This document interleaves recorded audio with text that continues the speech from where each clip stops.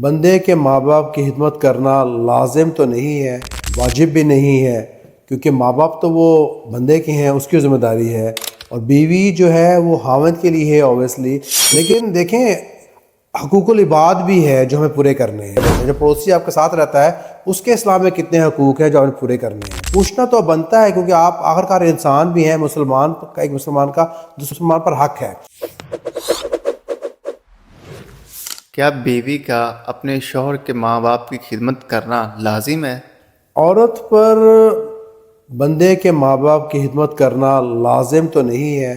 واجب بھی نہیں ہے، کیونکہ ماں باپ تو وہ بندے کے ہیں، اس کی ذمہ داری ہے، اور بیوی جو ہے وہ خاوند کے لیے ہے اوبیسلی، اس کی رسپانسبلٹیز خاوند تک ہی ہیں۔ لیکن دیکھیں، حقوق العباد بھی ہے جو ہمیں پورے کرنے ہیں، اور اگر ہم دیکھیں تو خاوند کے رشتہ دار، اس کے ماں باپ یا اس کے بہن بھائی اگر ساتھ رہتے ہیں، نہیں بھی رہتے ہیں، ساتھ رہتے ہیں، تو آپ پڑوسی کے بھی کتنے حقوق جو آپ کو پورے کرنے پڑتے ہیں۔ جو پڑوسی آپ کے ساتھ رہتا ہے اس کے اسلام میں کتنے حقوق ہیں جو آپ پورے کرنے ہیں۔ تو اگر آپ حقوق العباد کی طرف آ جائیں تو بہت سارے حق آپ پہ آتے ہیں کہ آپ صلہ رحمی سے، پیار محبت سے ان سے پیش آئیں، اچھا رویہ رکھیں۔ اس لیے رویہ برا نہ رکھیں کہ میرے پہ تو اختیار، میرے پہ کوئی حق ہی نہیں ہے، میں نے پوچھوں یا نہ پوچھوں۔ پوچھنا تو بنتا ہے، کیونکہ آپ آخرکار انسان بھی ہیں، مسلمان کا، ایک مسلمان کا دوسرے مسلمان پر حق ہے۔ لازم نہیں ہے، اس کو قانوناً اسلام میں ایسا کوئی نہیں ہے کہ اس نے کرنا ہی کرنا ہے، لیکن اوبیسلی جیسے حقوق العباد کی بات کرتے ہیں، اور جیسے ہم کریں گے کہ آپ کے ہمسائے کے حق، کسی اور کے حق، اس طرح حقوق تو آپ کو پورے کرنے پڑیں گے۔ اور مرد پر بھی آپ دیکھیں، اگر عورت سمجھتی ہے کہ میرے پہ یہ بالکل واجب نہیں ہے، میں نے کچھ نہیں کرنا، میں صرف تمہارے ساتھ ہوں، بندے کے ساتھ ہی ہوں، تو بندہ بھی پھر، بندے کے پاس بھی اللہ تعالیٰ نے اختیار دیا کہ وہ اور شادیاں کر سکتا ہے، آپ کو چھوڑ بھی سکتا ہے۔ تو وہ اوبیسلی اگر آپ کے ساتھ مخلص ہے، صرف آپ کے ساتھ رہ رہا ہے اور شادیاں نہیں کر رہا، تو اوبیسلی پیچھے تو مطلب یہی کہ وہ آپ کو خوش دیکھنا چاہتا ہے۔ اسی طرح عورت کے لیے بھی اچھا تو یہی ہو کہ وہ بندے کی خوشی کے لیے یہ سب کام کرے، سو انسان خوش ہوتا ہے، لیکن لازم اسے نہیں کرتا۔ بہت سی حدیثوں میں آتا ہے کہ جس کے دل میں رائے کے دانے کے برابر بھی ایمان ہوا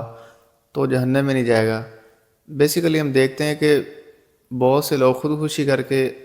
اپنے آپ کو ہلاک کر لیتے ہیں، تو وہ جو خودکشی کر کے خود کو ہلاک کر لیتے ہیں تو وہ جنت میں کیسے جائیں گے؟ آپ کا سوال ہے کہ جس کے دل میں ذرہ برابر بھی ایمان ہے وہ جنت میں جائے گا، حدیث میں آتا ہے۔ اور لیکن پھر ہم یہ بھی دیکھتے ہیں کہ بہت ساری حدیث ہیں جو کہتی ہیں کہ فلاں بندہ جنت میں نہیں جائے گا، فلاں نہیں جائے گا، جیسے خودکشی کرنے والا جنت میں نہیں جائے گا،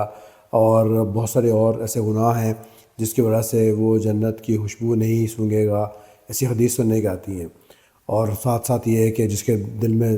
ذرہ برابر ایمان ہے وہ بھی جنت میں جائے گا۔ تو اس کا مطلب سمجھنا بہت ضروری ہے۔ آخرت میں کیا ہوگا کہ جب اللہ تعالیٰ اعلان کریں گے کہ جنت والے جنت میں چلے جائیں، تو جنت میں جانے والے لوگ جو ان گناہوں سے پاک ہیں وہ فوراً چلے جائیں گے، اور جن کے پاس اس طرح کے گناہ ہیں جو حدیث میں آتے ہیں، ان کے ساتھ مختلف قسم کی کنڈیشنز ہوں گی۔ پہلی کنڈیشن شاید یہ ہوگی کہ ان کے لیے ڈیلے ہوگا، ان کے لیے حساب کتاب کا دن بہت لمبا ہو جائے گا،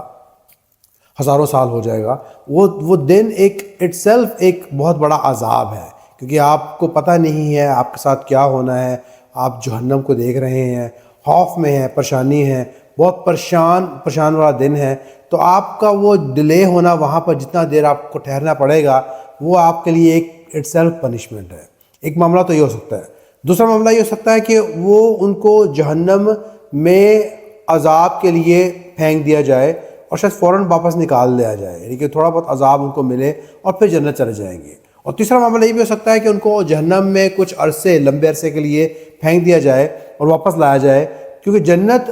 جنت کی اپنی کنڈیشن ہے۔ جنت کے اندر گناہ گار بندہ نہیں جا سکتا۔ جنت کے اندر جانے کے لیے جیسے سونے کو صاف کیا جاتا ہے، صرف صاف سی جائے گی، سونے کو صاف کرنے کے لیے اس کو جلا کر اس کو پاک کیا جاتا ہے، سب گند نکالنا پڑتا ہے، کندن بنایا جاتا ہے۔ اس طرح گناہ گار لوگوں کے گناہ ختم کیے جائیں گے کوئی نہ کوئی پنشمنٹ دے کے، تاکہ جنت میں جب جائیں ہر قسم کے گناہوں سے پاک ہوں۔ اور چوتھی کنڈیشن یہ ہے کہ کچھ لوگ ہمیشہ کے لیے جہنم میں جائیں گے، اور اللہ تعالیٰ سے قرآن میں کہتے ہیں، سورۃ الاعراف میں کہتے ہیں کہ وہ ہمیشہ جہنم میں رہیں گے جب تک کہ اونٹ سوئی